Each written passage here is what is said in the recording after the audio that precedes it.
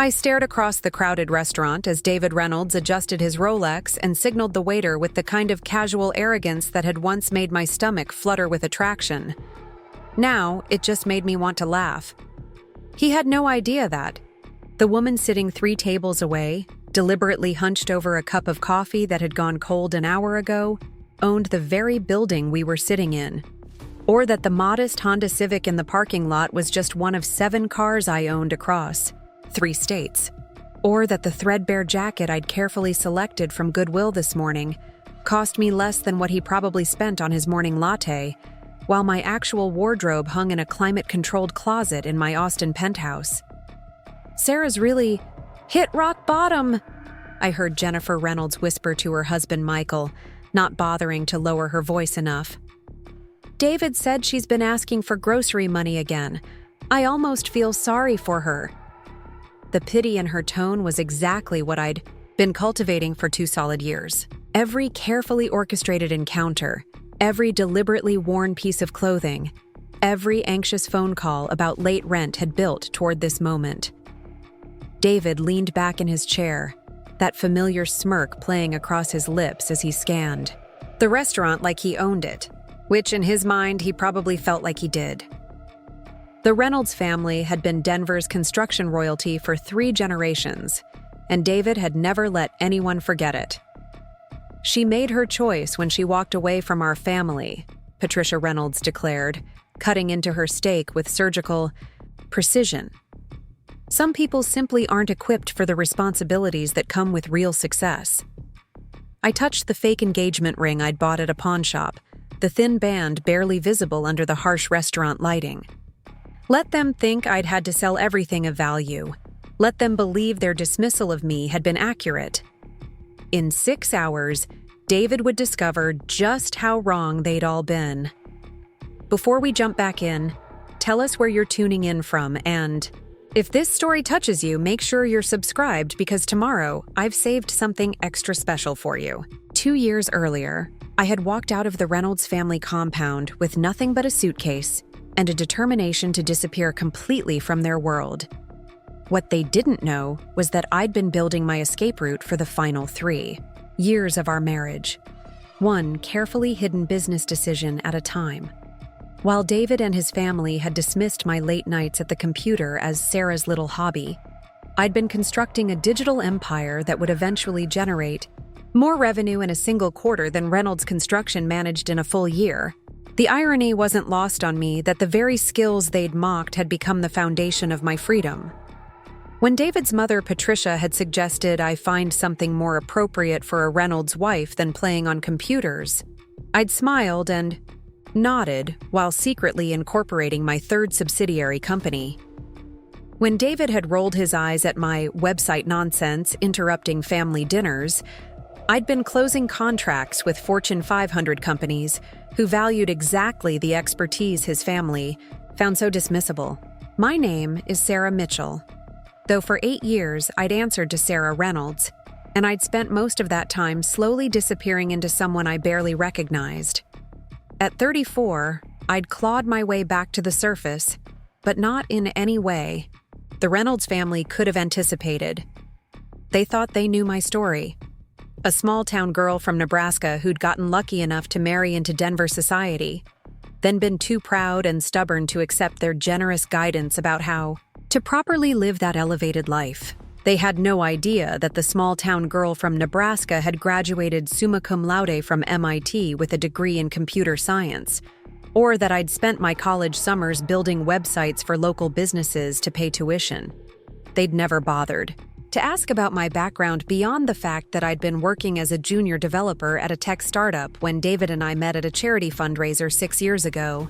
The narrative they'd constructed about who I was had been so much more convenient than discovering who I actually was. David had been charming that first night, genuinely interested in my work and impressed by my technical knowledge. For the first few months, he'd seemed proud to introduce me as his brilliant girlfriend who could make computers do impossible things.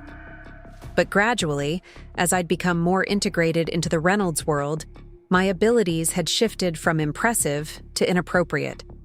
Wives in their social circle didn't have careers that overshadowed their husbands' accomplishments. They had tasteful hobbies and charitable committee positions that complemented rather than competed with family business success. I'd tried to adapt, convincing myself that love meant compromise and that I could find fulfillment in the role they'd mapped out for me. For 3 years, I'd played the part of the grateful wife who'd been elevated beyond her natural station.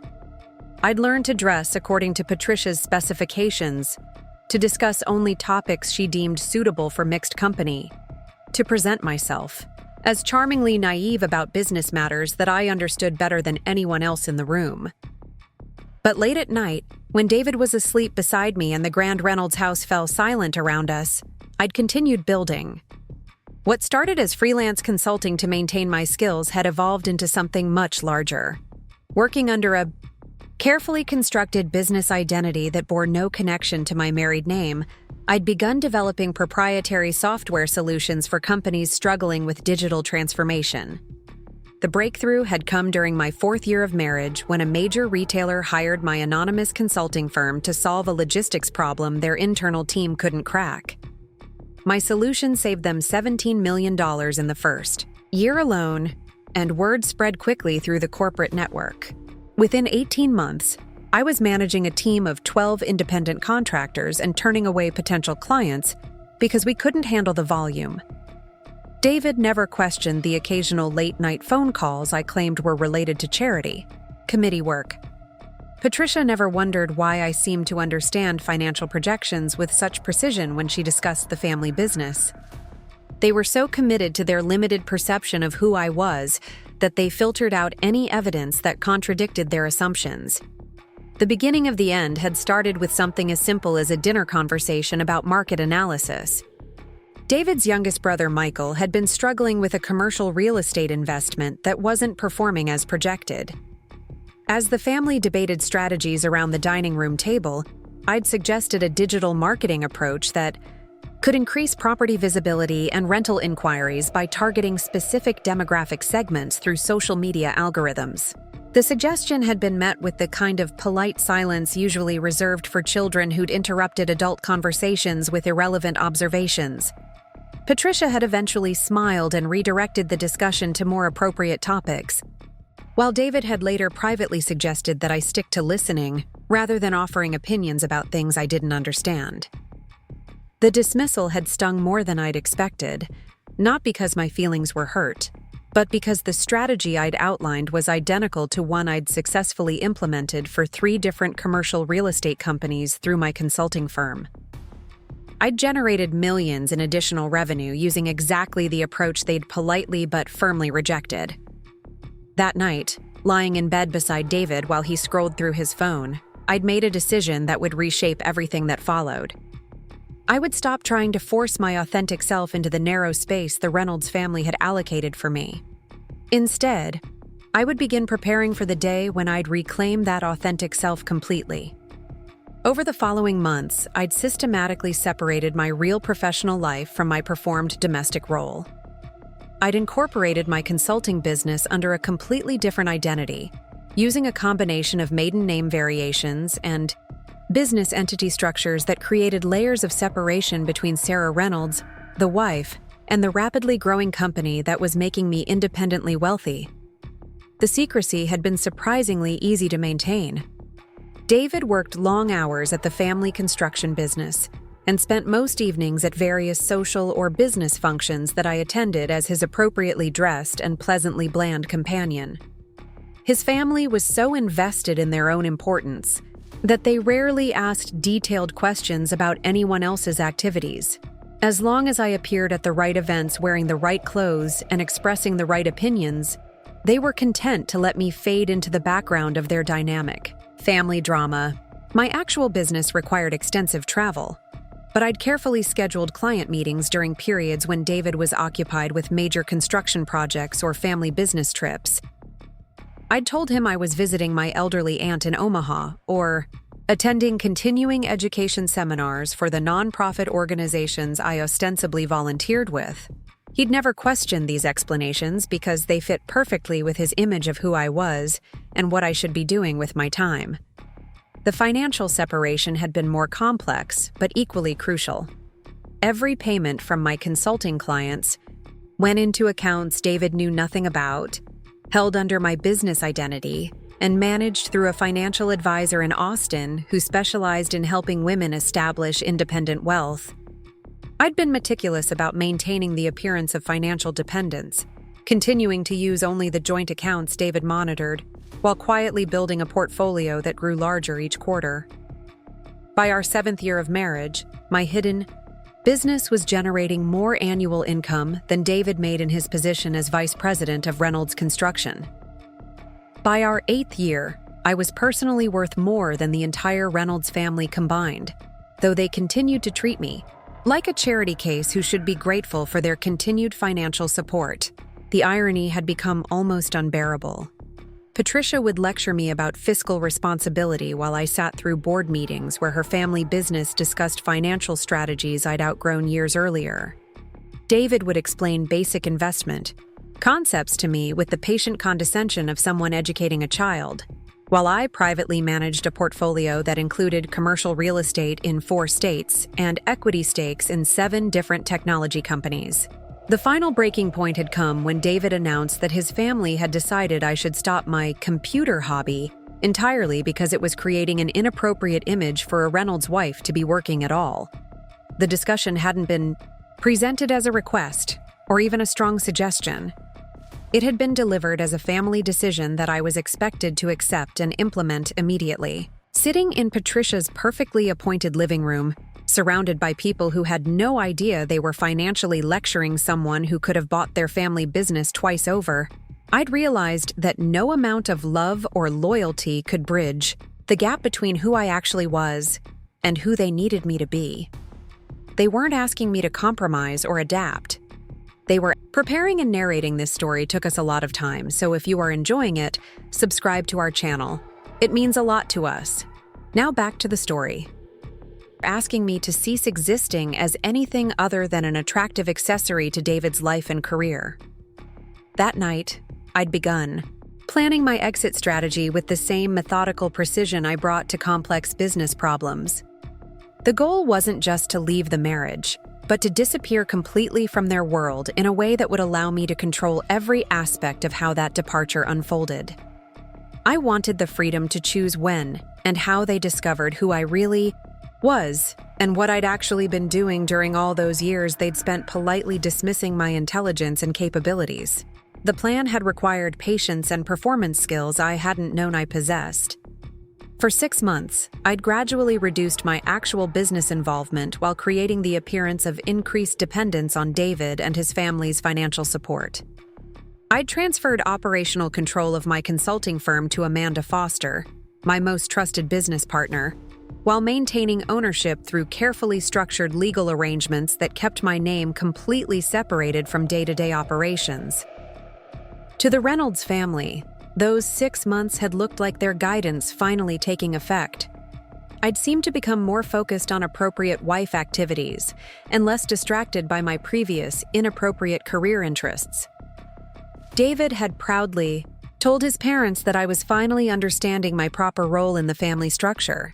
In reality, I'd been systematically documenting every dismissive comment, every financial manipulation, every instance of them treating me like an intellectual inferior, while I quietly out-earned all of them combined.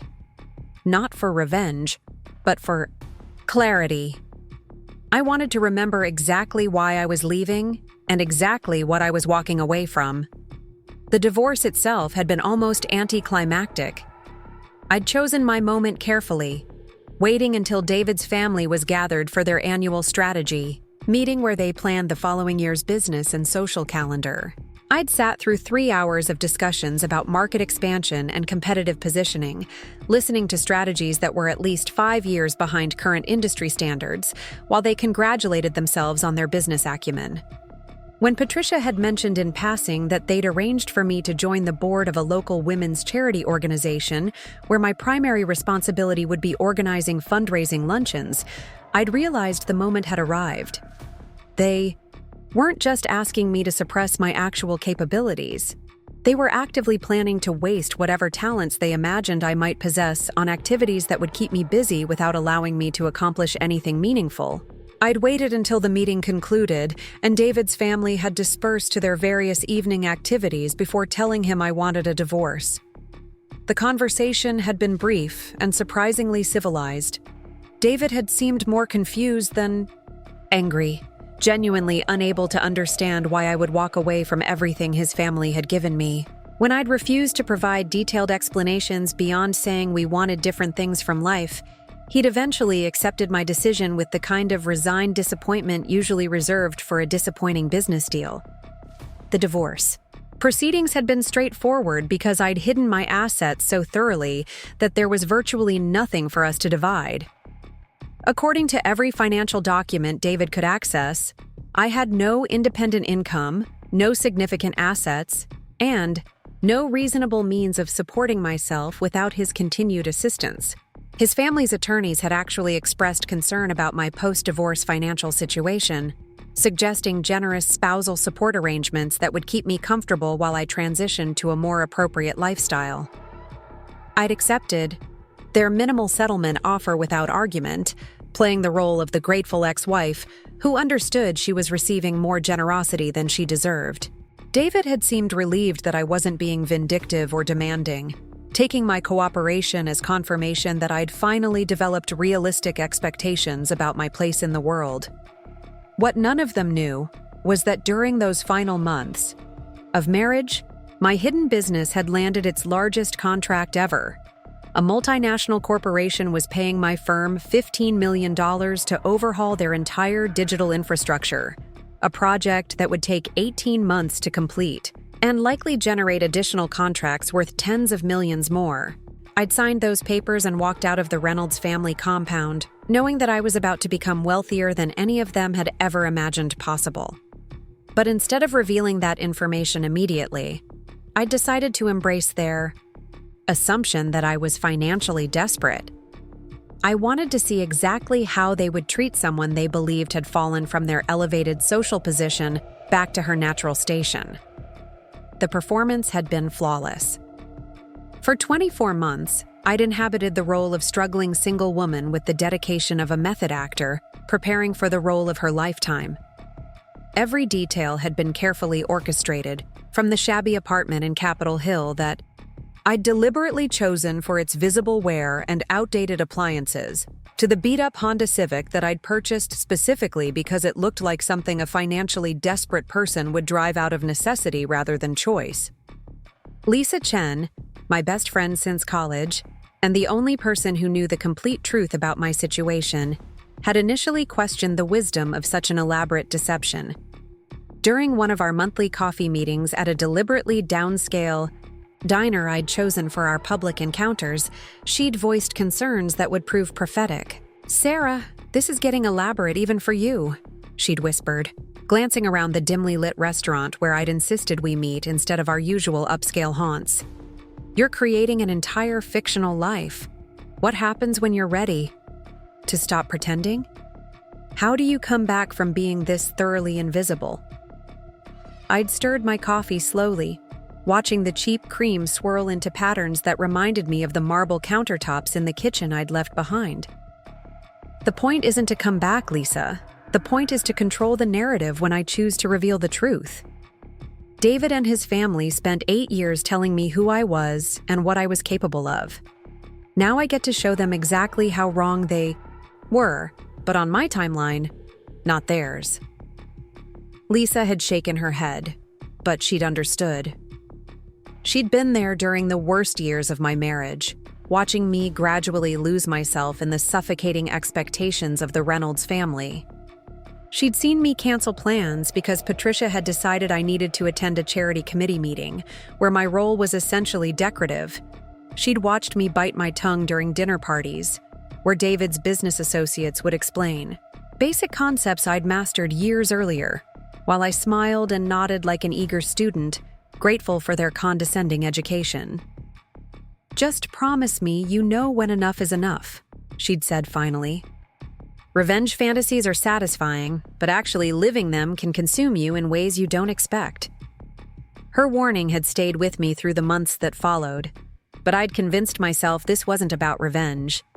It was about justice, about proving a point that needed proving, about demonstrating the cost of their casual dismissal of my worth and capabilities. Every time David's family had treated me like an intellectual inferior, every time they'd brushed aside my insights or suggestions, every time they'd made decisions about my life without consulting me, they'd created a debt that I intended to collect with interest. The apartment I'd chosen for my performance had been perfect for the role I needed to play. Located in a neighborhood that the Reynolds family would consider beneath their notice, it featured outdated fixtures, thin walls that transmitted every sound from neighboring units, and a heating system that worked sporadically at best. I'd furnished it entirely from thrift stores and estate sales, creating the kind of shabby genteel atmosphere that suggested someone trying to maintain dignity while obviously struggling with reduced circumstances. Every morning, I'd dress carefully, in clothes that looked expensive from a distance, but revealed their discount store origins upon closer inspection. I'd learned to shop at secondhand stores with the same analytical precision I'd once applied to quarterly financial reports, identifying pieces that would support my narrative without being so obviously theatrical that they'd trigger suspicion. The Honda Civic had been a stroke of genius, purchased from a college student who'd driven it hard and maintained it minimally.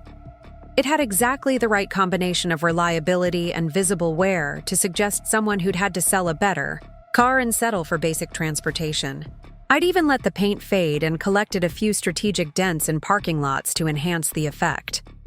Most importantly, I'd created a completely believable cover story for my income and daily activities. Sarah Mitchell, struggling freelance, graphic designer, worked sporadically for small businesses and nonprofit organizations that paid poorly, but kept her busy enough to justify her modest lifestyle. I'd actually taken on several genuine small projects, both to maintain the illusion and to create a paper trail that would support my fictional financial situation.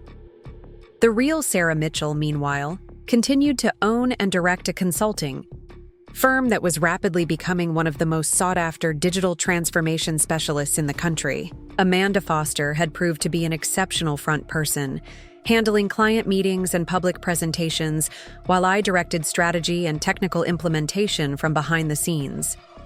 Our revenue had grown by 40% during my first year of supposed poverty, landing contracts with companies whose names would have impressed even David's grandfather. Every month, Amanda would send me detailed reports about our expanding client base and increasing profitability, communications that I'd read in my shabby apartment while eating ramen noodles for dinner. The contrast had been surreal, but oddly satisfying. I'd built something extraordinary that generated wealth the Reynolds family couldn't have comprehended, and I'd done it while they'd assumed I was struggling to pay for basic groceries. The most challenging aspect of the performance had been the calculated encounters with David and his family. I'd needed to appear in their orbit often enough to maintain the narrative I was building, but not so frequently that they'd become suspicious about my activities or motivations. These carefully orchestrated meetings required extensive preparation and flawless execution. I'd studied their schedules with the same attention to detail I'd once applied to market research. Patricia's weekly lunch meetings at the country club happened every Tuesday at exactly 12:30. David's business dinners with potential clients followed predictable patterns based on the construction industry's seasonal rhythms. Michael's wife, Jennifer, maintained a rigid schedule of social activities that she posted about extensively on social media. Using this intelligence, I'd engineered seemingly accidental encounters that allowed me to reinforce my carefully constructed image of financial desperation. A chance meeting at the grocery store where David would notice my careful attention to prices and generic brand selections. A coincidental appearance at a coffee shop where Patricia might observe me nursing a single cup for hours while working on a laptop that was obviously several years old. Each encounter had been a small performance, a scene in the larger production I was directing. I'd perfected the art of looking slightly tired, as if I was working too hard for too little money. I'd mastered the subtle body language of someone trying to maintain pride while obviously struggling with reduced circumstances. Most importantly, I'd learned to accept their occasional offers of help with exactly the right mixture of gratitude and wounded dignity. David had been the easiest to manipulate because his guilt about the divorce had made him genuinely want to believe that I was managing adequately without his family's support. When he'd occasionally encountered me around town, he'd seemed relieved to see that I appeared to be surviving, even if not thriving. His questions had been superficial, designed more to assuage his conscience than to gain real insight into my situation. "How are you holding up, Sarah?" he'd ask, and I'd respond with carefully crafted updates about small graphic design projects and modest freelance income. He'd nod sympathetically and sometimes offer help that I'd politely decline, reinforcing his perception that I was too proud to accept charity, but managing to stay afloat through hard work and determination. Patricia had been more suspicious, but also more predictable. Her condescension had been so consistent that she'd filtered my responses through her existing assumptions about my limited capabilities and reduced circumstances. When she'd suggested I consider applying for positions at local businesses where her family had connections, I'd thanked her politely while explaining that my freelance work was providing enough income to meet my basic needs. "It's admirable how you're managing to support yourself," she'd said during one encounter, her tone suggesting that my efforts were both surprising and ultimately futile. "Though I do worry about your long-term security. Freelance work can be so unpredictable." I'd agreed wholeheartedly, playing the role of someone grateful for her concern, while privately calculating that my actual monthly income was approximately 3 times what David earned in his position at the family business. The conversation had continued with Patricia offering practical advice about budgeting and financial planning, suggestions that I'd received with the appropriate level of humble appreciation. The most satisfying encounters had been the ones where I'd been able to demonstrate subtle competence that they'd consistently failed to recognize or value. During a chance meeting at a restaurant where David was having a business dinner, I'd overheard him and his associates discussing a problem with their company's outdated project management software. The system was causing delays in communication, breakdowns that were costing them significant money on several major construction projects. I'd listened to their conversation while pretending to focus on my own modest meal at a nearby table. Their proposed solutions had been exactly the kind of expensive, overcomplicated approaches that I'd seen fail repeatedly in similar situations. The problem they were describing was one I'd solved dozens of times for other companies, usually with elegant software modifications that cost a fraction of what they were considering spending on complete system replacements. When David had stopped by my table to say hello, introducing me to his associates as his ex-wife who was doing well with her design work, I'd made a casual comment about project management challenges in the construction industry. I'd suggested a simple workflow modification that could address their immediate problems while they researched longer-term solutions. The suggestion had been politely received, but obviously dismissed as the kind of naive comment someone without real business experience might make. David had smiled indulgently and changed the subject, while his associates had returned to discussing more sophisticated approaches that would ultimately waste hundreds of thousands of dollars while failing to address the underlying issues.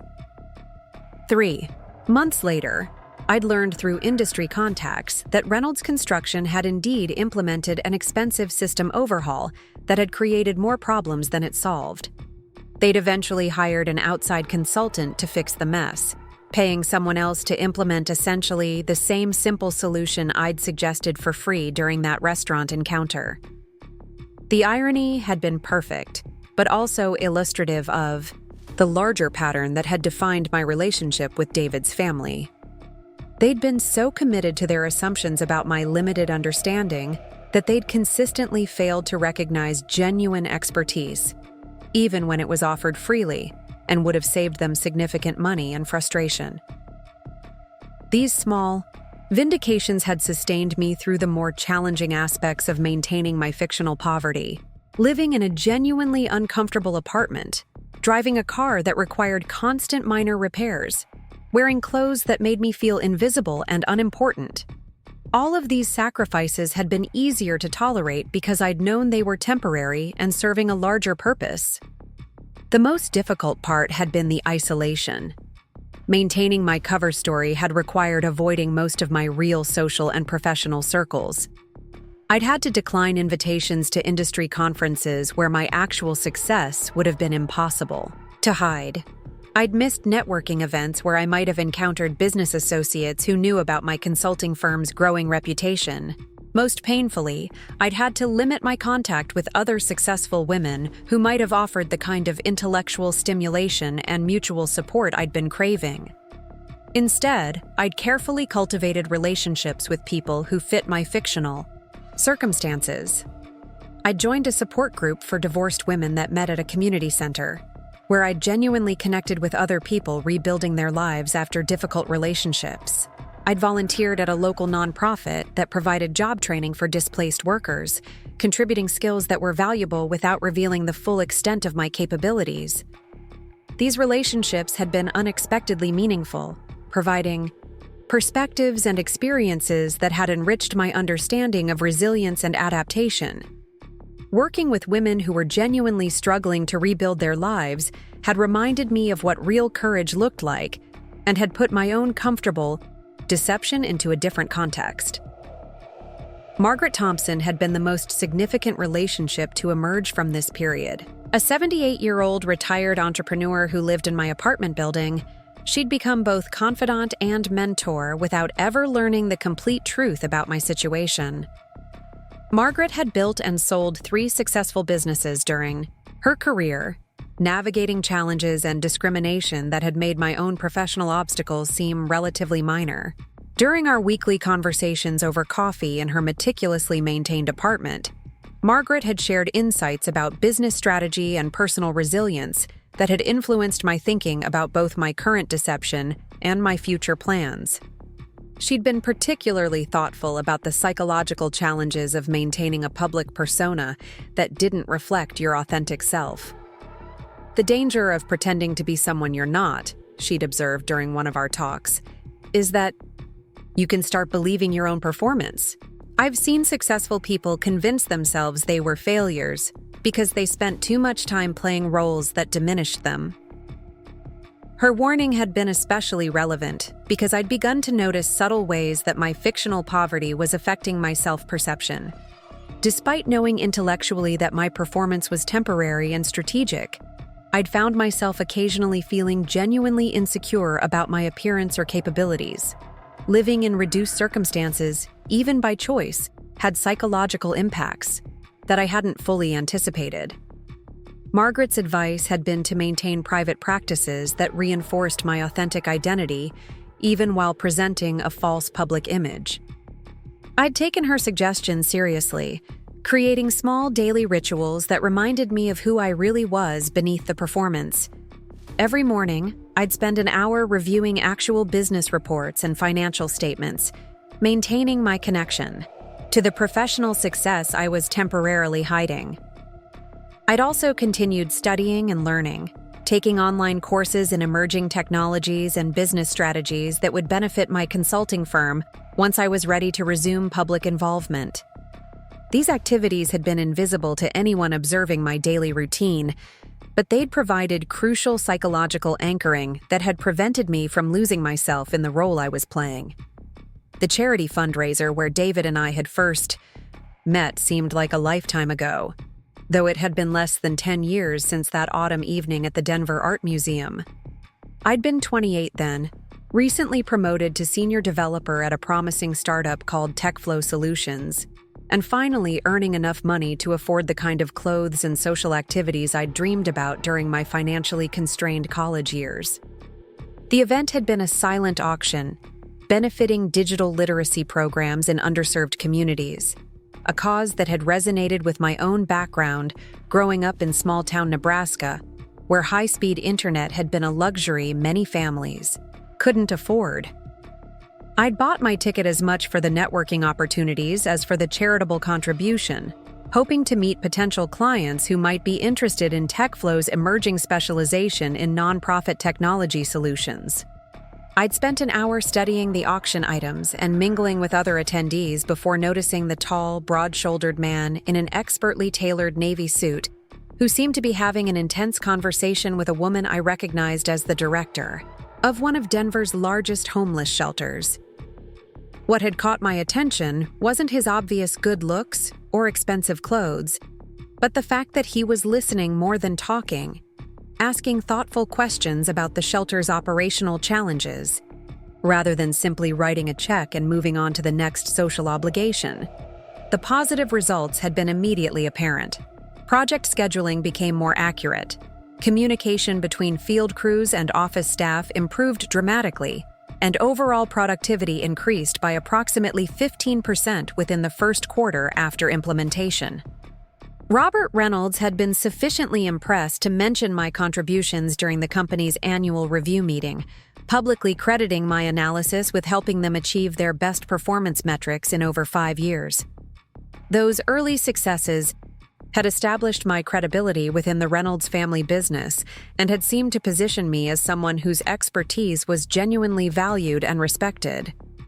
David had been proud to introduce me as his girlfriend, who'd helped modernize their operations, and his family had initially treated me as an intelligent and accomplished woman who was contributing meaningfully to their continued success. The gradual shift in their attitudes had been so subtle that I'd barely noticed it happening. The first changes had been small adjustments in how family conversations were structured when I was present. Technical discussions that had previously included me began happening before I arrived or after I left. Questions about business strategy that had once been directed to me started being addressed to David instead, even when they related to areas where I had more relevant expertise. Initially, I'd attributed these changes to natural relationship evolution. It had seemed reasonable that David's family would want to maintain some separation between business discussions and social gatherings, particularly as our relationship became more serious and family dinners shifted from professional consultations to personal celebrations. But gradually, I'd begun to realize that the shift represented something more fundamental than mere boundary setting. The Reynolds family had been comfortable with my expertise when it could be contained within clearly defined projects that served their immediate needs. They'd been appreciative of my contributions when those contributions could be classified as helpful assistance rather than independent insight or leadership. As David and I had grown closer and the possibility of marriage had become more apparent, his family's comfort with my professional competence had decreased proportionally. The same capabilities they'd valued in a girlfriend who could occasionally provide useful business advice had become problematic in a potential wife who might expect ongoing intellectual partnership and professional respect.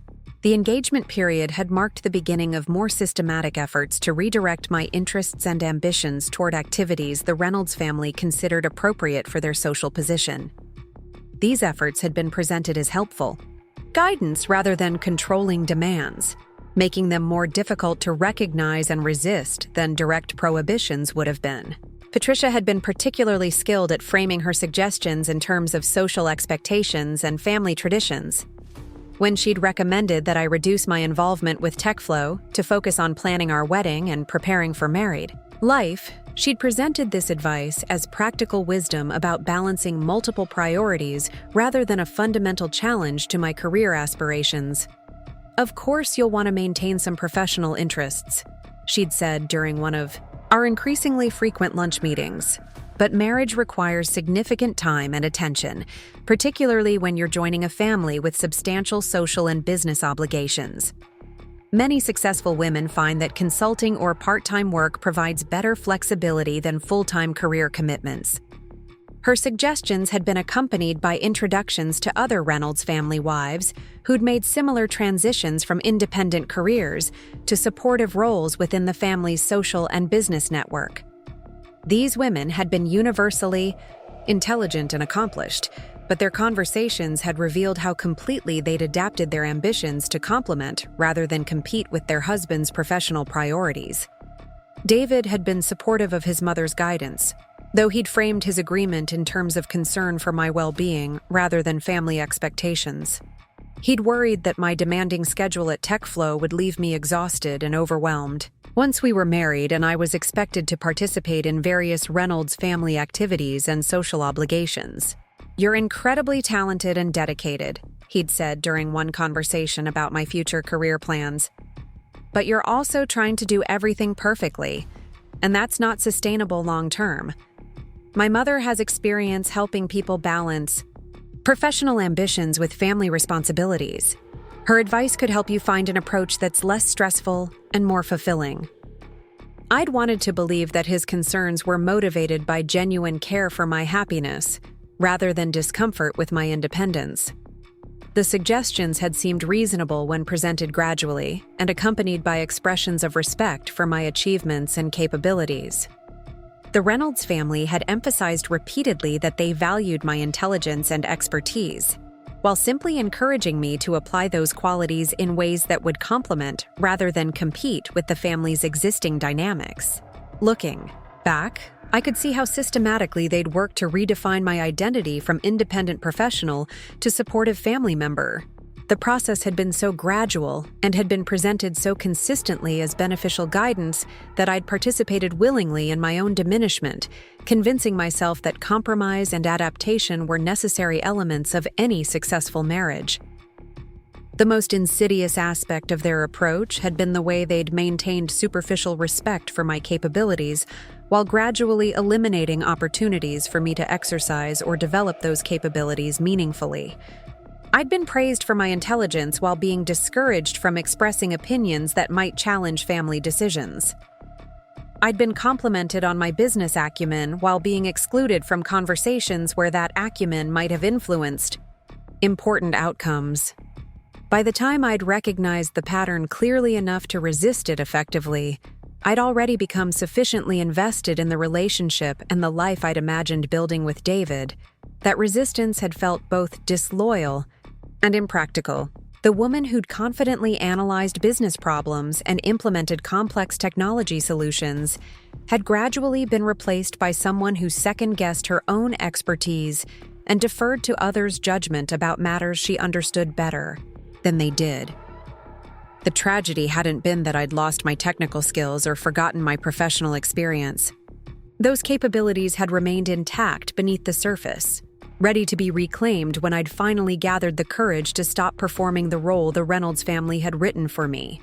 The real loss had been years of growth and development that I'd sacrificed to maintain harmony within a relationship that had never truly valued the authentic version of myself. The first crack in the perfect facade had appeared during our engagement party. 8 months after David had proposed in a restaurant so elegant, I'd felt underdressed despite wearing my most expensive outfit. The proposal itself had been everything. A romantic comedy would have scripted, complete with a ring that had probably cost more than I'd earned in my first year out of college. I'd said yes without hesitation, genuinely believing that David's love for me was strong enough to bridge whatever cultural gaps existed between his family's world and mine. The engagement party had been held at the Reynolds family compound in the Cherry Hills Village, a sprawling estate that had been in the family for 3 generations. The house itself was a monument to understated wealth, the kind of place where every detail had been carefully selected to signal sophistication without appearing ostentatious. Patricia had insisted on handling all the arrangements, explaining that she had experience with the kind of event that would be appropriate for announcing David's engagement to Denver's social and business communities.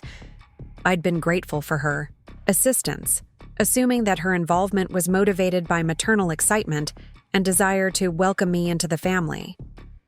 The guest list had included over 200 people, most of whom I'd never met, but who'd apparently been essential to invite, based on their relationships with the Reynolds family's business and social networks. I'd suggested adding some of my colleagues from TechFlow and friends from college, but Patricia had gently explained that the event was primarily intended for family friends and business associates who would expect to meet David's fiancée in a formal setting. "Of course you'll want to celebrate with your own friends separately," she'd said while reviewing the catering menu she'd selected without consulting me. "But this particular evening is really about introducing you to the community you'll be joining as David's wife."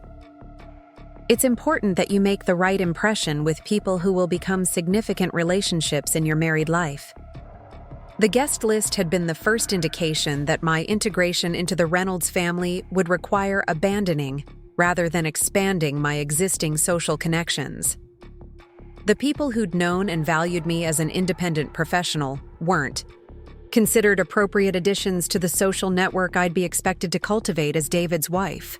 Instead, I'd need to build entirely new relationships with people who would know me primarily through my connection to the Reynolds family rather than through my own achievements or interests. The party itself had been flawlessly executed, from the elegant floral arrangements to the catered dinner that had featured ingredients I'd never heard of prepared in ways that had probably required years of culinary training to master. I'd worn a dress Patricia had helped me select, a conservative but beautiful design that had been appropriate for the occasion, while subtly different from anything I would have chosen for myself. The evening had begun promisingly, with David proudly introducing me to family friends and business associates who'd expressed polite interest in my background and career. I'd enjoyed several engaging conversations about technology trends and business applications, and had felt optimistic about building genuine connections with people who shared professional interests and intellectual curiosity. The turning point had come during a conversation with Robert Reynolds and 3 of his longtime business partners about Reynolds Construction's recent expansion into sustainable building practices. They'd been discussing the challenges of marketing environmentally conscious construction services to clients who were primarily motivated by cost considerations rather than ecological concerns. I'd listened for several minutes before offering a suggestion based on my experience helping TechFlow's clients communicate complex value propositions to diverse audiences. I'd outlined a targeted marketing strategy that would emphasize long-term cost savings and regulatory compliance benefits rather than environmental impact, an approach that would appeal to practical business concerns while still promoting sustainable practices. The suggestion had been based on extensive research I'd conducted about green building trends and consumer psychology, combined with practical experience implementing similar communication strategies for other clients facing comparable challenges. I'd presented the idea concisely and supported it with specific examples of successful campaigns that had overcome similar marketing obstacles. The response had been politely dismissive in a way that I'd initially attributed to the social setting rather than the substance of my suggestion. Robert had thanked me for my input while explaining that construction marketing required specialized industry knowledge that outsiders often underestimated. His business partners had nodded agreement, and the conversation had smoothly shifted to other topics without further acknowledgement of my contribution. Later that evening, I'd mentioned the interaction to David while we'd been greeting guests in the foyer. I'd been curious about whether he thought my suggestion had been inappropriate for the social setting, or whether there were industry factors I'd failed to consider that had made my recommendations less relevant than I'd assumed. David's response had been the first clear warning that my intellectual contributions weren't as welcome as I'd believed. He'd seemed genuinely uncomfortable with my question, glancing around to ensure that other guests couldn't overhear our conversation before responding, "Sarah, you know I respect your expertise in technology," he'd said carefully. "But tonight isn't really about business problem solving. These are family friends who've known my father for decades. They're not looking for consulting advice from someone they've just met, even someone as knowledgeable as you." His explanation had contained several troubling implications that I'd been too surprised to process fully in the moment. He'd suggested that my offer of insight had been socially inappropriate rather than intellectually valuable. He'd implied that my outsider status disqualified me from contributing to discussions about business matters, regardless of my relevant expertise. Most significantly, he'd characterized my professional capabilities as something that needed to be carefully managed rather than naturally expressed. "I wasn't trying to sell them consulting services," I'd replied, confused by his interpretation of the interaction. "I was just participating in the conversation. They were discussing a challenge that I'd encountered in other contexts, so I shared what I'd learned from those experiences." David had nodded, but his expression had remained uncomfortable. "I understand that, and I'm sure your suggestions were valuable. But my father and his partners have been in construction for 40 years. They've probably considered most of the approaches you mentioned. When you offer advice in that kind of setting, it can come across as presumptuous, even when that's not your intention." The implication that I'd been presumptuous for participating normally in a business conversation had been both hurtful and confusing. I'd been engaging with the same kind of intellectual curiosity and practical problem-solving that had characterized my early interactions with David and had initially seemed to impress his family. The suggestion that these qualities were inappropriate in more formal settings had been my first clear indication that my role within the Reynolds family would be fundamentally different from my role in my professional life. The remainder of the engagement party had proceeded smoothly, but I'd found myself monitoring my contributions to conversations with an anxiety I'd never experienced before. I'd begun second-guessing my natural impulses to ask questions or offer insights, wondering whether my participation was being perceived as presumptuous or inappropriate by people who'd known the Reynolds family longer than I had.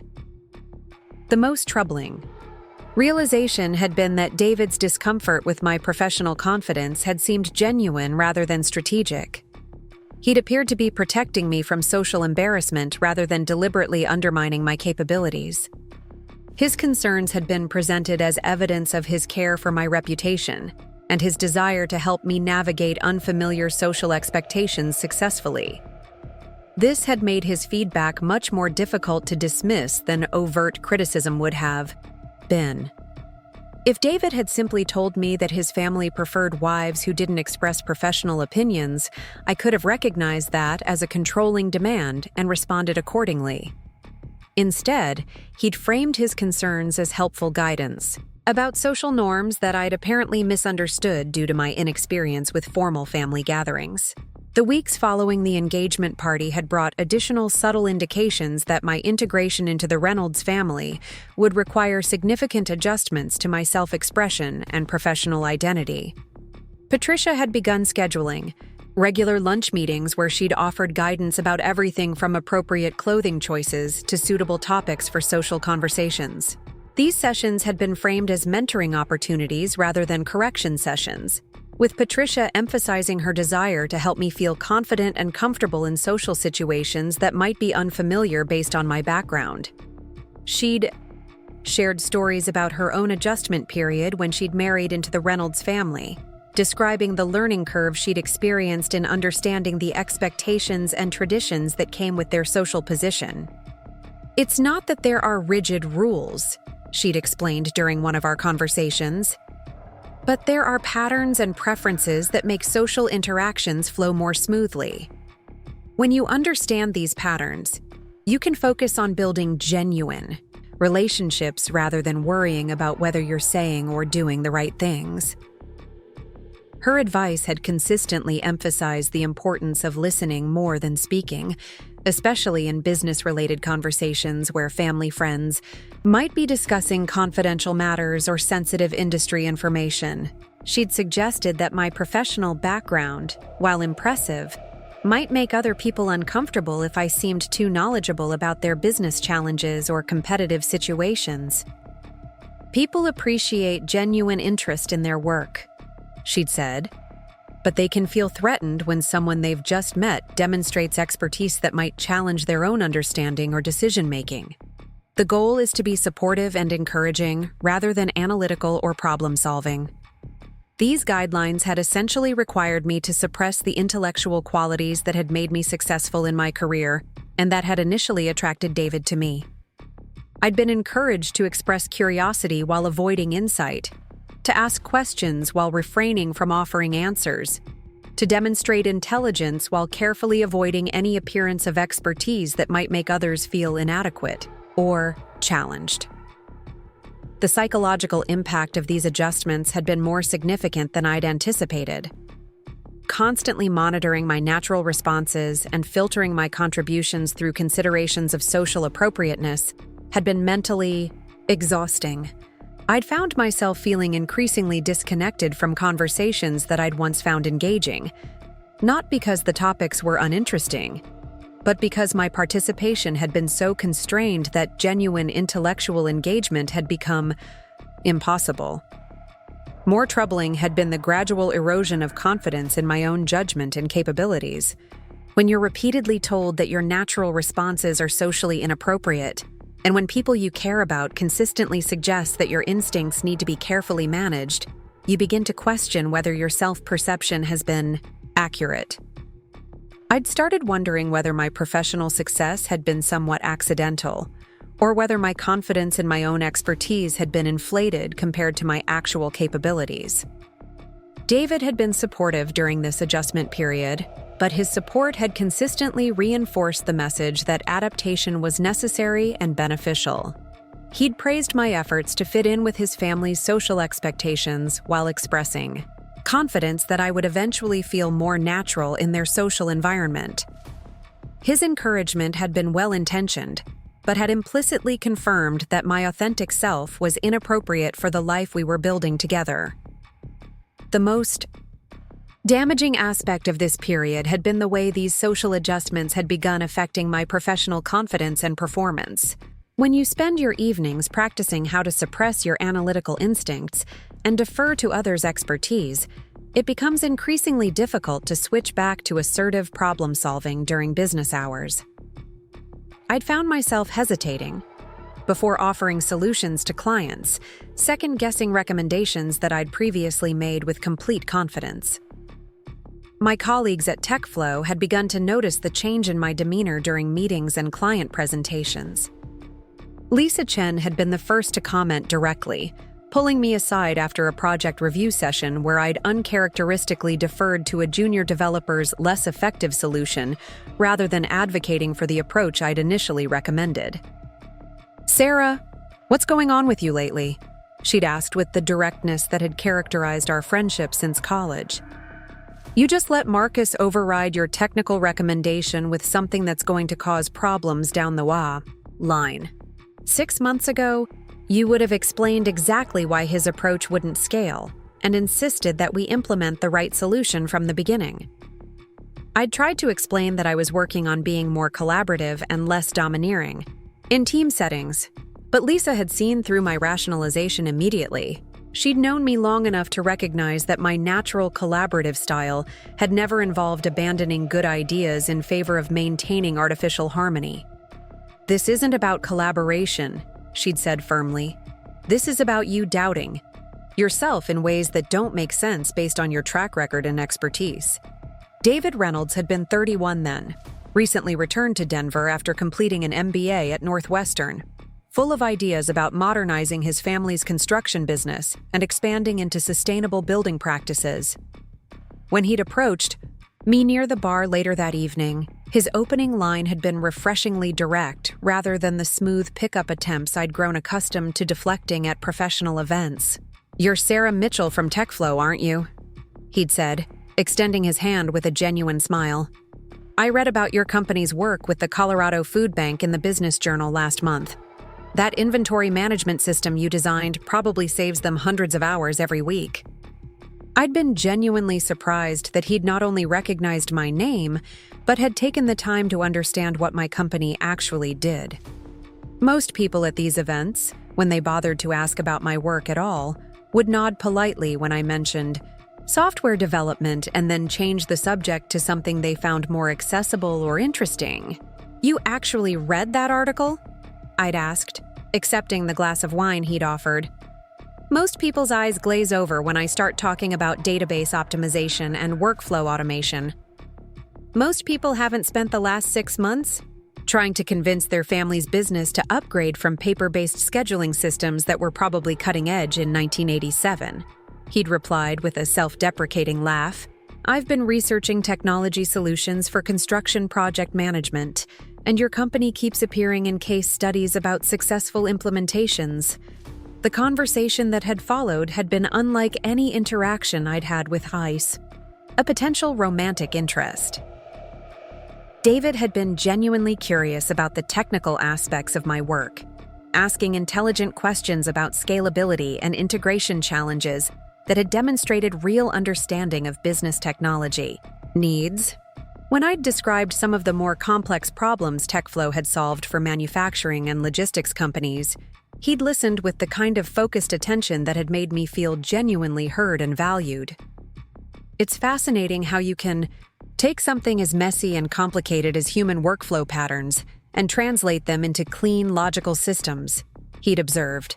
That requires understanding both the technical possibilities and the psychological realities of how people actually work. His insight had been particularly impressive because it had identified the exact skill that had made me successful as a developer. Many of my colleagues could write elegant code or design sophisticated algorithms, but I'd developed a talent for understanding the human factors that determined whether technology solutions would actually be adopted and used effectively by their intended users. We'd spent the rest of the evening discussing everything from sustainable construction practices to the challenges of implementing new technologies in traditional industries. David had shared his frustrations with trying to modernize Reynolds construction while respecting his family's preference for proven methods and established relationships. I'd described the satisfaction of helping nonprofits leverage technology to expand their impact while working within tight budget constraints. When he'd asked for my number at the end of the evening, I'd given it without hesitation. David had seemed like someone who valued competence and ambition, qualities that had often intimidated men I'd dated in the past. His family's wealth and social position had been interesting but not decisive factors in my attraction to him. I'd been more impressed by his thoughtful questions and genuine intellectual curiosity than by his obvious financial advantages. Our first formal date had reinforced my positive initial impressions. David had chosen a restaurant that was elegant without being ostentatious, and had continued the conversation we'd started at the fundraiser about technology, business strategy, and social impact. He'd been particularly interested in my background. Growing up in rural Nebraska, asking thoughtful questions about how limited technology access had affected educational and economic opportunities in my hometown. It must have been challenging to develop an interest in computer science without having reliable internet access, he'd observed. How did you manage to learn programming and stay current with industry developments? I'd explained how I'd haunted the public library in the nearest city, spending entire weekends working on ancient computers and downloading programming tutorials during the few hours each week when I could access decent internet connections. I'd described teaching myself basic coding languages using outdated textbooks I'd found at garage sales, and the excitement I'd felt when I'd finally saved enough money for my first laptop during my junior year of high school. David had listened to these stories with genuine fascination, occasionally asking follow-up questions that had demonstrated his understanding of both the technical and personal challenges I'd described. When I'd mentioned that many of my high school classmates had never seriously considered college because it had seemed financially impossible, he'd responded with thoughtful observations about educational inequality and economic mobility rather than the kind of superficial sympathy I'd encountered from other people who'd grown up with different advantages. You essentially bootstrapped yourself into a completely different economic reality, he'd said. That kind of determination and self-direction is exactly what successful entrepreneurs have in common, regardless of their starting circumstances. His recognition of my achievements had felt both validating and refreshing. David had seen my background as evidence of capability and resourcefulness, rather than something to be politely overlooked or gradually forgotten. When he'd talked about his own privileged upbringing, he'd been matter-of-fact about the advantages he'd inherited while expressing genuine respect for people who'd had to create their own opportunities. The early months of our relationship had been characterized by this kind of mutual respect and intellectual compatibility. David had genuinely enjoyed hearing about my work projects and had often asked for my perspectives on business and technology trends. When Reynolds Construction had been considering new project management software, he'd invited me to review their requirements and provide recommendations based on my experience with similar implementations. I'd spent several weekends analyzing their current systems and interviewing employees about workflow challenges, ultimately presenting a detailed proposal for phased technology upgrades that would improve efficiency while minimizing disruption. to ongoing projects. David had been enthusiastic about my recommendations and had successfully convinced his father Robert to implement several of my suggestions. Has someone been telling you that you're too aggressive or too opinionated? Because if they have, they're wrong, and they're damaging your ability to do your job effectively. Her observation had been uncomfortably accurate.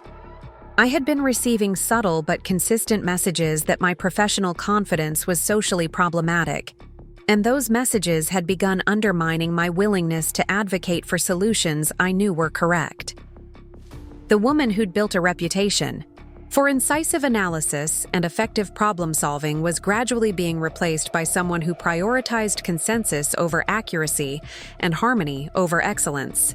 The engagement period had lasted 14 months, during which these patterns had become increasingly entrenched.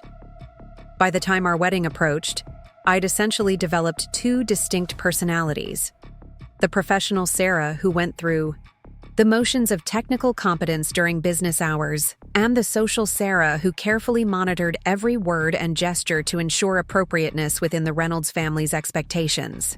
The wedding itself had been a spectacular production that had felt more like a corporate merger celebration than a personal commitment ceremony. Patricia had orchestrated every detail with the precision of a military campaign, from the hand-calligraphed invitations that had been mailed to over 400 guests to the reception venue that had been booked 18 months in advance because it was the only location in Denver considered suitable for a Reynolds family celebration. I'd been consulted about my preferences for flowers, music, and menu selections, but every choice had been filtered through considerations of family tradition, social expectations, and business relationships that had made my personal preferences seem trivial by comparison. The dress I'd worn had been selected through a process that had involved Patricia, two of her closest friends, and a bridal consultant who'd specialized in traditional elegance appropriate for established families. My own family had seemed somewhat overwhelmed by the scale and formality of the celebration. My parents, both public school teachers from Nebraska, had done their best to blend in with guests who discussed vacation homes and private school tuition with the casual familiarity that indicated significant wealth. My college friends had clustered together during the reception, clearly feeling out of place among David's family friends and business associates. The most telling moment had occurred during the speeches portion of the reception. Robert Reynolds had delivered a warm but formal toast that had welcomed me into the family while emphasizing the importance of tradition, continuity, and shared values in maintaining the Reynolds legacy. Patricia had spoken about the joy of gaining a daughter who would contribute to the family's continued success and social leadership. David's toast had been genuinely loving, expressing his excitement about building a life with someone who brought intelligence, creativity, and fresh perspectives to their partnership. His words had reminded me of the man I'd fallen in love with, someone who'd valued my capabilities and had seemed to want a marriage based on mutual respect and intellectual compatibility. But when I'd responded with my own brief speech thanking his family for their welcome and expressing my commitment to honoring their traditions while bringing my own strengths to our marriage, the reaction had been politely restrained. My mention of wanting to contribute my professional experience to family business discussions had generated an almost imperceptible tension that had quickly been smoothed over by Patricia's transition to the next portion of the evening's program. The honeymoon had provided a temporary respite from these social dynamics, allowing David and me to reconnect as individuals rather than as performers in an elaborate family production. During 2 weeks in Tuscany, we'd recaptured some of the intellectual intimacy that had characterized our early relationship, discussing everything from Italian Renaissance architecture to sustainable agriculture practices we'd observed in the Fao countryside. David had seemed more relaxed and authentic when removed from his family's immediate influence, asking thoughtful questions about my observations and expressing genuine interest in my perspectives about business and technology trends we'd encountered during our travels. For brief periods, I'd felt hopeful that our marriage would allow space for the kind of partnership I'd originally envisioned. But the return to Denver had quickly reestablished the patterns that had developed during our engagement. David had resumed his role as dutiful son and responsible family business member, which had required him to prioritize family expectations over individual preferences in ways that had affected every aspect of our daily life together. The first major conflict had occurred 3 months after our wedding, when I'd been offered a promotion to lead TechFlow's new artificial intelligence development division. The position would have involved managing a team of 12 developers, while directing the company's expansion into machine learning applications for small and medium-sized businesses. It had been exactly the kind of career advancement I'd been working toward, combining technical leadership with strategic business development in ways that would have utilized all of my professional capabilities. I'd been excited to share the news with David, expecting him to be proud of my advancement and supportive of the opportunities it would create for both personal growth and increased income that could benefit our shared financial goals. Instead, his reaction had been cautiously concerned, focused primarily on how the new responsibilities would affect my availability for family obligations and social commitments. "Congratulations! That sounds like an amazing opportunity," he'd said when I'd described the position during dinner at our new home in Cherry Hills Village. "But didn't you mention that it would involve some travel? And managing a larger team probably means longer hours and more weekend work." "No." His concerns had been practical rather than dismissive, but they'd reflected an assumption that my career advancement should be evaluated primarily in terms of its impact on my role as his wife, rather than its value for my professional development or personal fulfillment. The possibility that the promotion might be intrinsically worthwhile, regardless of its effects on our domestic arrangements, hadn't seemed to factor into his initial assessment.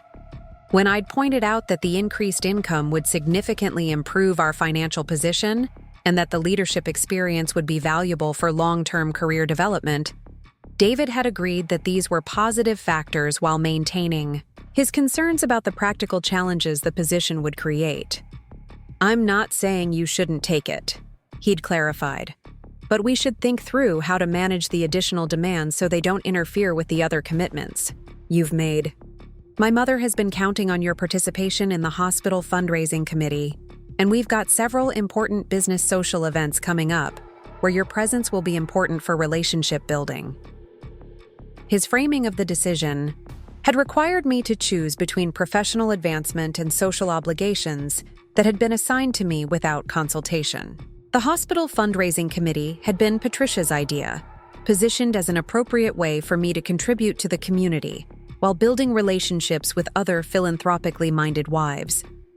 I'd never expressed interest in hospital fundraising and had no particular expertise or passion for healthcare issues. Similarly, the business social events David had mentioned were primarily occasions where wives were expected to provide attractive and agreeable companionship while their husbands conducted actual business.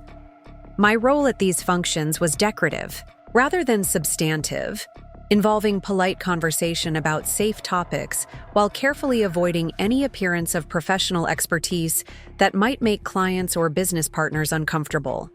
The promotion at TechFlow would have required me to prioritize meaningful professional responsibilities over these essentially ceremonial social obligations. The choice had been presented as a reasonable balance consideration, but it had actually represented a fundamental question about whether my career aspirations were compatible with my role as David's wife. After several difficult conversations that had extended over 2 weeks, I'd made the decision to accept the promotion, while proposing compromises that would allow me to fulfill most of my social obligations with modified schedules and increased efficiency. I'd suggested that David could attend some business functions independently, that I could participate in fundraising committee work through targeted volunteer projects rather than regular meeting attendance, and that we could coordinate our calendars more carefully to ensure adequate time for both professional and personal commitments. These proposals had been met with reluctant acceptance from David and polite skepticism from Patricia, who'd expressed concerns about whether I was overcommitting myself and potentially creating stress that would affect my marriage and family relationships. Her feedback had been presented as caring guidance, but it had clearly communicated disapproval of my decision to prioritize career advancement over social obligations.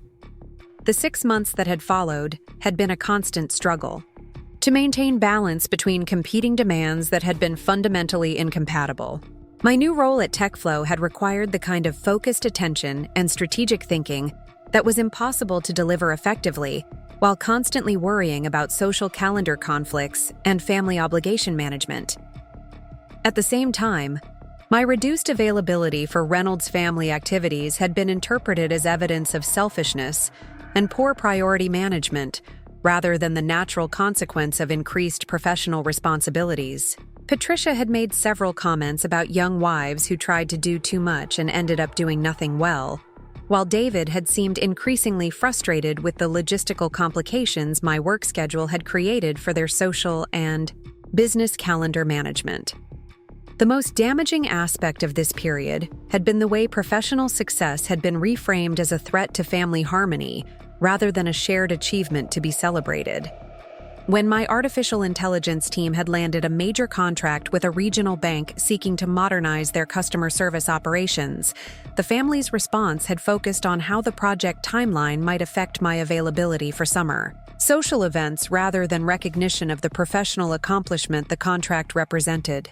Similarly, when industry publications had begun featuring articles about innovative AI applications that highlighted my team's work, the family's reaction had been more concerned about maintaining appropriate public profiles than proud of the recognition my expertise was receiving.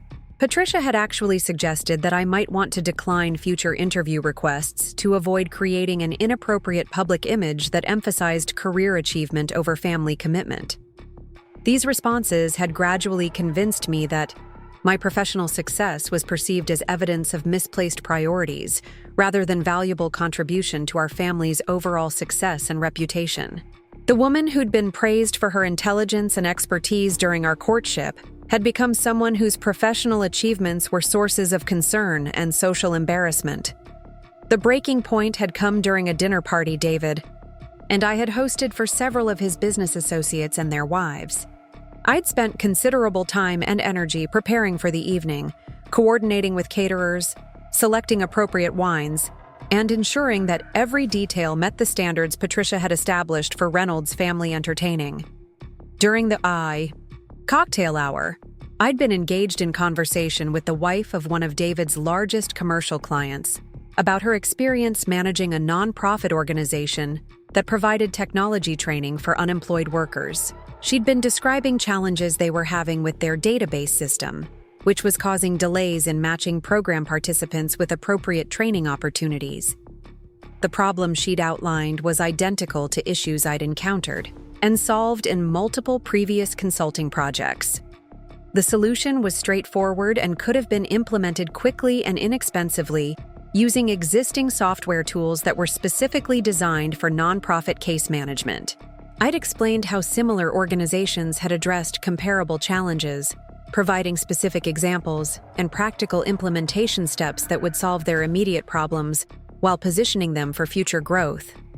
The woman had been extremely interested in my suggestions, asking detailed follow-up questions and expressing enthusiasm about implementing the approaches I'd described. She'd mentioned that their board had been considering hiring expensive consultants to address their system problems, and that my recommendations could save them thousands of dollars while delivering better results than the more costly alternatives they'd been exploring. David had observed this conversation from across the room and had approached us just as the woman was asking for my business card, so she could follow up about potentially working together on implementing some of the solutions I'd described. His intervention had been smooth and socially skillful, redirecting the conversation toward safer topics while subtly but clearly discouraging any follow-up business discussion. Later that evening, after our guests had departed and we were cleaning up the aftermath of what had otherwise been a successful dinner party, David had confronted me about the conversation in terms that had made his priorities unmistakably clear. "Sarah, what were you thinking when you started pitching consulting services to Margaret Richardson?"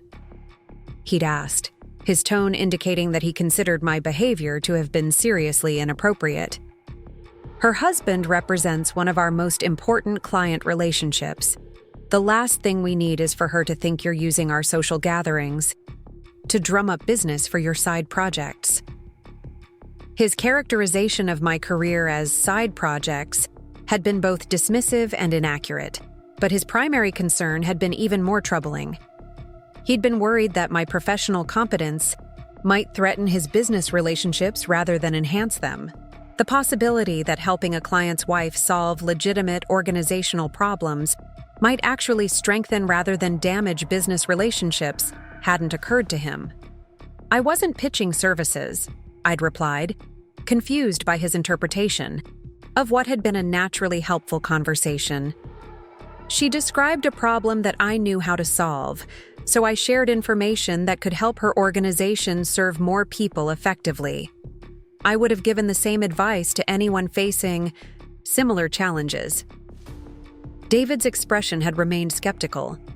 "Maybe that's how you intended it, but that's not how it came across. Margaret seemed to think you were available for hire, and she was ready to set up consulting meetings. That puts me in an awkward position with her husband, who might feel like we invited them to dinner so you could solicit business from his wife." The suggestion that my professional helpfulness was socially manipulative had been deeply offensive, but David's concerns had extended beyond questions of appropriate business development etiquette. He'd been fundamentally uncomfortable with the idea that I might be perceived as someone with independent professional capabilities, rather than simply as his accomplished but appropriately subordinate wife. "Even if your intentions were completely innocent," he'd continued, "it's problematic when you demonstrate more expertise than the people we're trying to build relationships with. Margaret's husband sits on the board of that nonprofit, and he might not appreciate his wife getting unsolicited advice about how to run their programs more effectively." This had been the clearest statement yet that my professional competence was perceived as a social liability rather than an asset.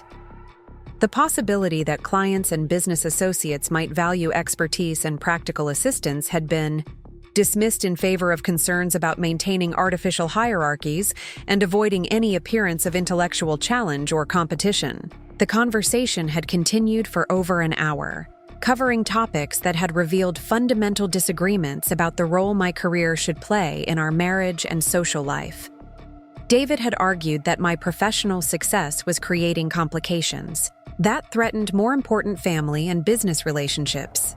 I'd maintained that hiding or minimizing my capabilities was both personally unfulfilling and strategically counterproductive. By the end of the discussion, we'd reached an impasse that had exposed irreconcilable differences about whether my authentic self was compatible with the life David's family expected us to build together. The man who'd initially been attracted to my intelligence and professional competence had become someone who saw those same qualities as obstacles to the social and business success he'd prioritized above personal authenticity. That night, lying awake beside my sleeping husband in the bedroom of our expensive house in Cherry Hills Village, I'd begun to understand that I was facing a choice between maintaining my marriage and reclaiming my professional identity.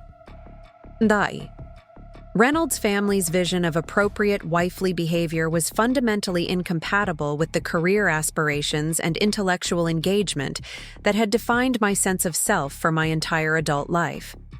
The realization had been both liberating and terrifying. Liberating because it had clarified the source of the increasing anxiety and dissatisfaction I'd been experiencing. Terrifying because it had forced me to acknowledge that the life I'd been trying to build with David was based on false assumptions about what kind of partnership would be possible within his family's social and business framework. Over the following weeks, I'd begun to consider possibilities I'd been avoiding since our engagement. What would it mean to prioritize my professional development over social obligations that had been assigned rather than chosen? How would David and his family respond if I stopped adapting my authentic self to fit their expectations and started insisting that our marriage accommodate rather than suppress my career ambitions? Most importantly, did I have the financial and emotional resources necessary to rebuild my life independently if our marriage couldn't survive my refusal to continue diminishing myself for the sake of family harmony?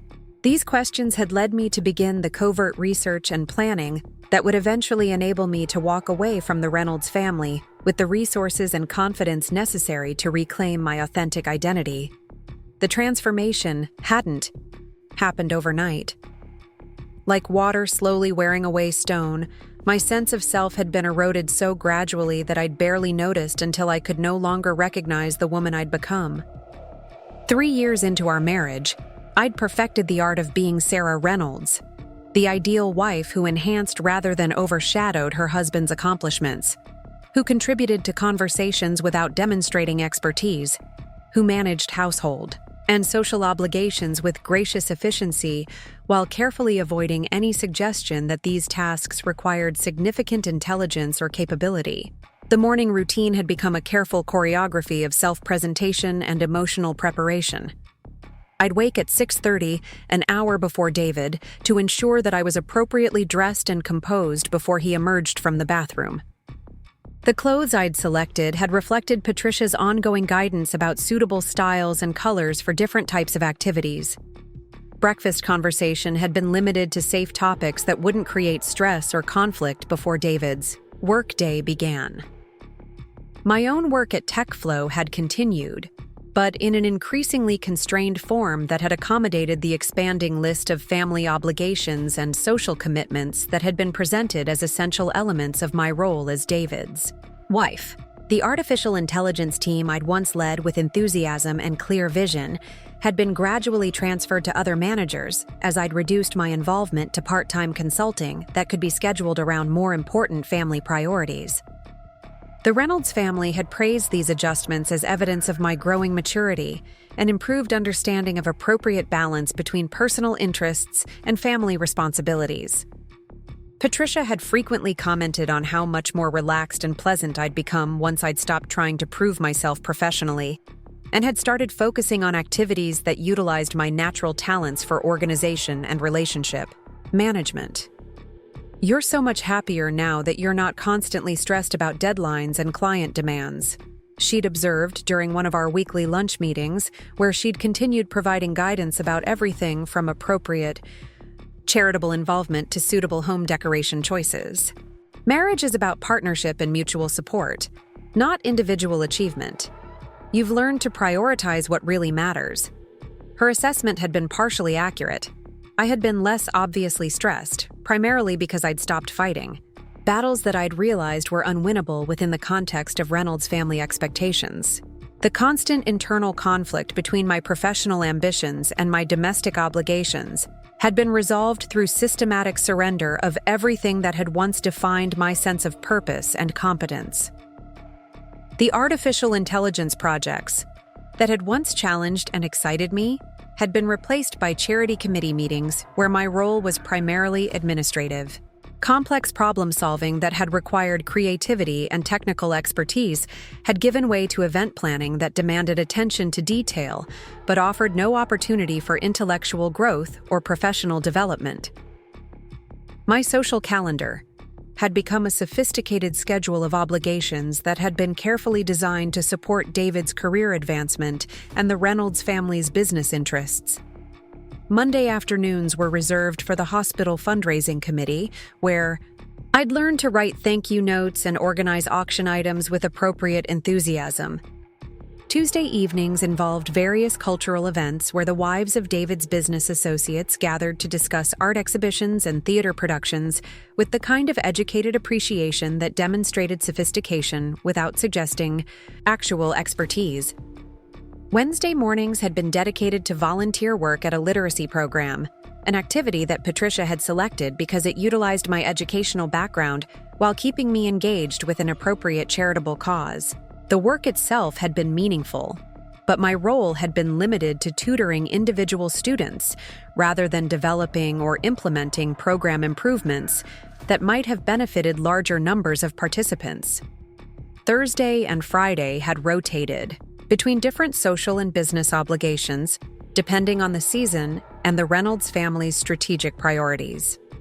During construction industry conference seasons, I'd attended wives' programs that had featured presentations about home, decoration, and fashion trends while the men had discussed business strategy and industry developments.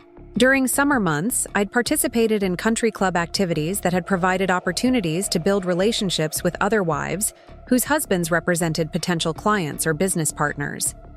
Weekends had been reserved for family, obligations and social entertaining that had required extensive preparation and performance skills that I'd gradually developed through practice and Patricia's ongoing coaching. Dinner parties, charity galas, business receptions, and family celebrations had demanded different versions of Sarah Reynolds, each carefully calibrated to meet the expectations of different audiences while maintaining consistent themes of appropriate sophistication and supportive partnership. The most insidious aspect of this transformation had been the way I'd gradually internalized the limitations that had been imposed on my self-expression and intellectual engagement.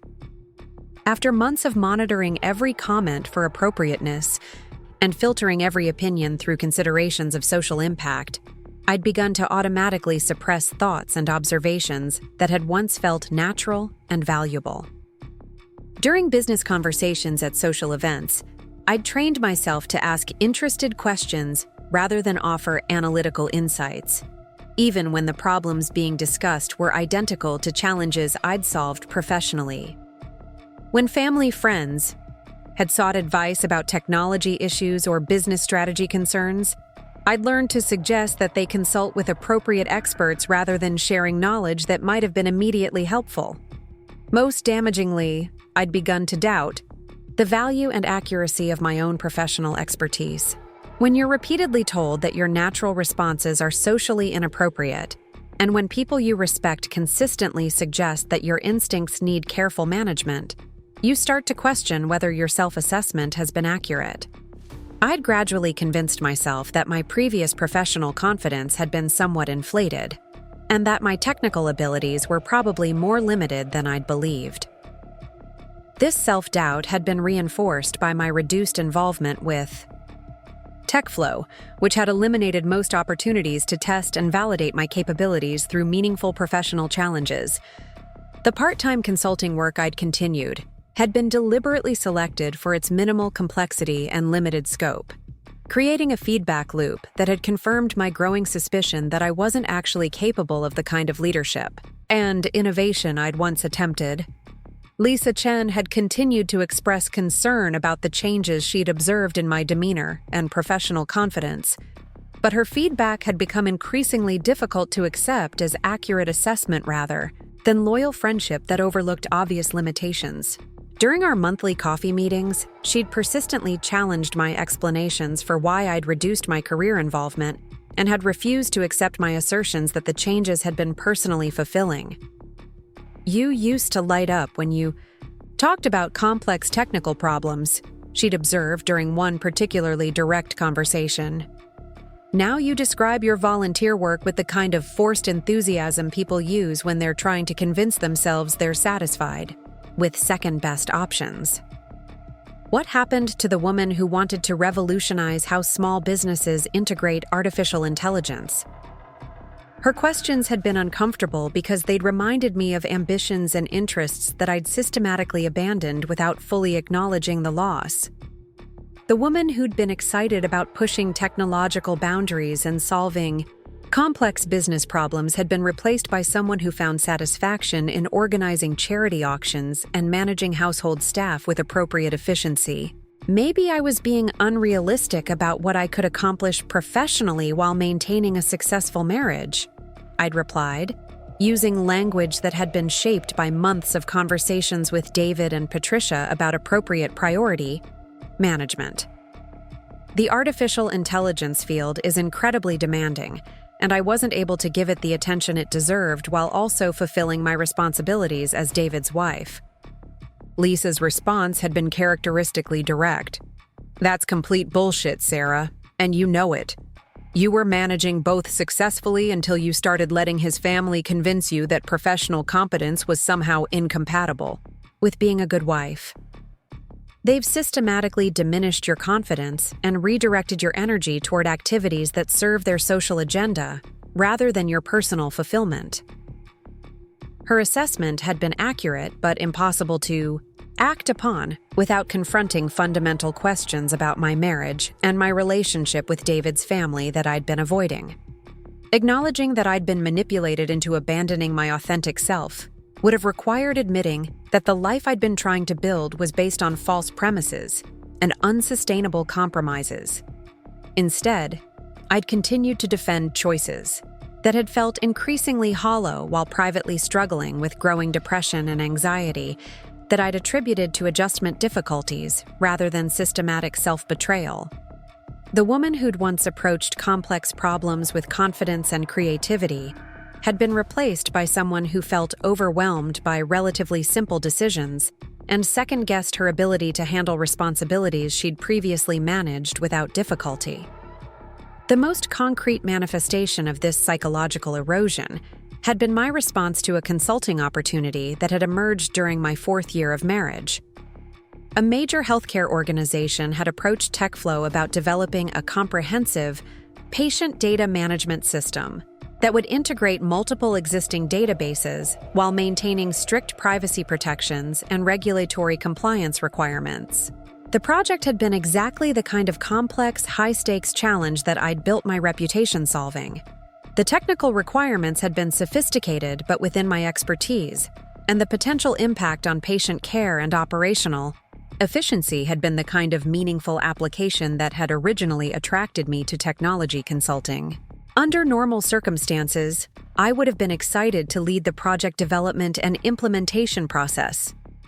The contract value had been substantial enough to significantly impact TechFlow's annual revenue, and successful completion would have positioned the company for additional healthcare industry contracts that could have transformed our business focus and growth trajectory. But instead of enthusiasm, my primary response had been anxiety about how the project timeline and travel requirements would conflict with my social and family obligations. The healthcare organization had been located in Phoenix, requiring weekly travel for on-site consultation and system testing phases.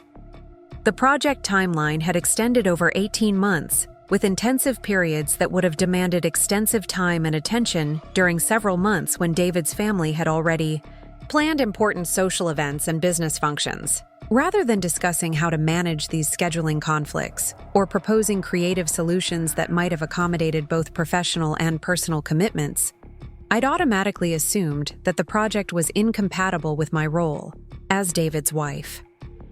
Without consulting anyone or exploring alternatives, I'd recommended that TechFlow assign the project to other team members while I continued with smaller, less demanding contracts that wouldn't create family obligation conflicts. Lisa had been incredulous when I'd explained my decision during one of our coffee meetings. "Sarah, this is the kind of project you've been preparing for your entire career," she'd said, making no effort to hide her frustration with my reasoning. "You've literally written papers about healthcare data integration challenges. You're probably one of 5 people in the region who could deliver the kind of results this client needs." Her reaction had forced me to articulate the logic that had guided my decision, revealing assumptions that had seemed reasonable within the context of my marriage, but sounded increasingly problematic when explained to someone outside the Reynolds. Family influence. The travel schedule would have meant missing Patricia's annual charity gala, which is one of the most important social events of the year for David's business relationships, I'd explained. And the intensive implementation phases would have conflicted with our summer hosting obligations for his out-of-town clients.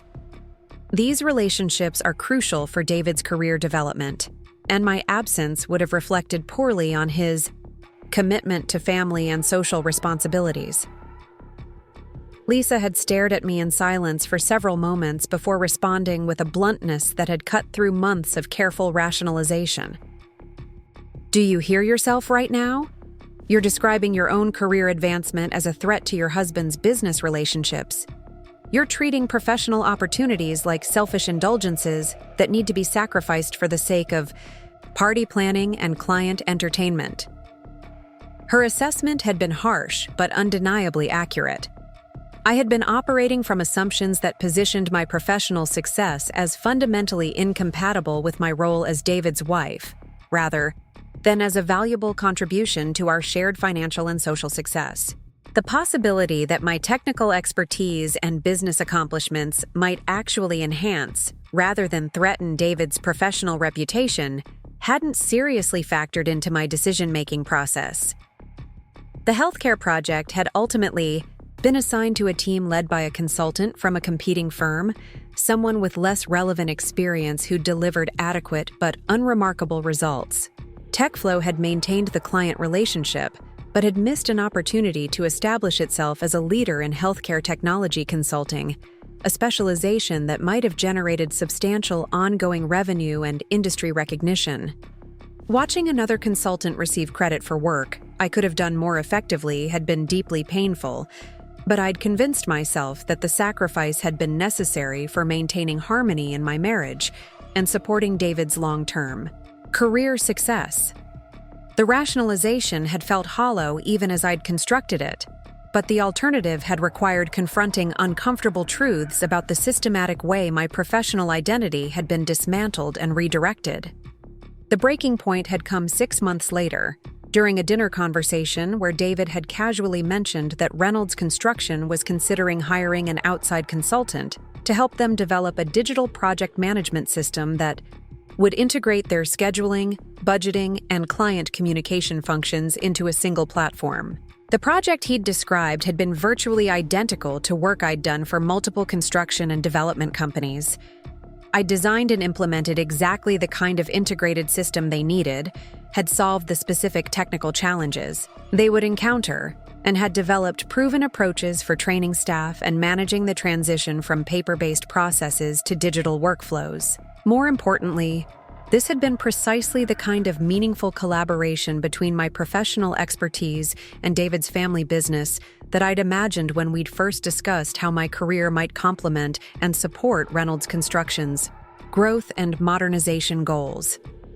The project had represented an opportunity to contribute directly to their success while utilizing my most relevant skills and experience. But when I'd suggested that I might be able to help with the system development, potentially saving them significant consulting fees while ensuring that the solution was specifically tailored to their operational needs, David's response had been politely dismissive in a way that had clarified how completely my professional identity had been marginalized within our marriage. "I appreciate the offer, Sarah, but this is a pretty complex business application," he'd said, using the patient tone he'd developed for managing my occasional inappropriate suggestions about serious business matters. "We need someone with extensive experience in construction industry systems and proven expertise with large-scale implementations. This isn't really the kind of project that would be appropriate for part-time consulting." His assessment had been so fundamentally inaccurate that I'd initially assumed he'd misunderstood the scope of my relevant experience. I'd explained my background with construction industry clients, described specific projects that had addressed identical technical requirements, and outlined implementation strategies that could deliver better results than the generic approaches most consulting firms would propose. But David's expression had remained skeptical, and his follow-up questions had revealed that he'd never truly understood or valued the nature and extent of my professional capabilities. Despite years of marriage and countless conversations about my work, he'd maintained a vague impression of my career that had minimized both its sophistication and its relevance to serious business applications. "You've done website design and basic database work for small businesses," he'd said, demonstrating a comprehension of my career that had been so reductive it had been almost insulting. "But Reynolds Construction needs enterprise-level solutions that can handle complex project coordination and substantial data volumes. We're talking about integrating multiple software systems across different departments and training hundreds of employees on new workflows." The conversation had continued for 30 minutes, during which I'd attempted to explain the actual scope and complexity of my professional experience, while David had maintained assumptions about my limitations that had been impervious to factual correction. By the end of the discussion, I'd realized that my husband had never genuinely understood what I did for a living, despite years of opportunities to learn about my actual capabilities and accomplishments. More troubling had been the recognition that his misunderstanding hadn't been accidental or temporary. David had needed to believe that my professional work was relatively simple and limited in order to justify the systematic way my career had been subordinated to family social obligations. Acknowledging my actual expertise would have required confronting the reality that significant opportunities and income had been sacrificed for the sake of maintaining artificial social hierarchies that prioritized appearance over substance. That night, lying in bed beside my sleeping husband, I'd begun to understand that I was living a fundamentally dishonest life that required everyone around me, including myself, to maintain false beliefs about my capabilities and worth. The woman I'd become within the Reynolds family framework was a fictional character whose limitations and dependencies had been carefully constructed to support other people's comfort and social status. The recognition had been both devastating and clarifying. Devastating because it had forced me to acknowledge how completely I'd betrayed my authentic self in service of maintaining relationships that were based on false premises. Clarifying because it had illuminated the choice I needed to make between continuing to perform a diminished version of myself or reclaiming the identity and capabilities I'd systematically abandoned. Within weeks of that conversation, I'd begun the covert planning and preparation that would eventually enable me to walk away from the Reynolds family with the resources and confidence necessary to rebuild my life according to my authentic values and ambitions. The decision had been terrifying, but liberating, marking the beginning of my journey back to the woman I'd been before I'd learned to make myself smaller for the sake of other people's comfort and social expectations. Up next, you've got 2 more standout stories right on your screen. If this one hit the mark, you won't want to pass these up. Just click and check them out.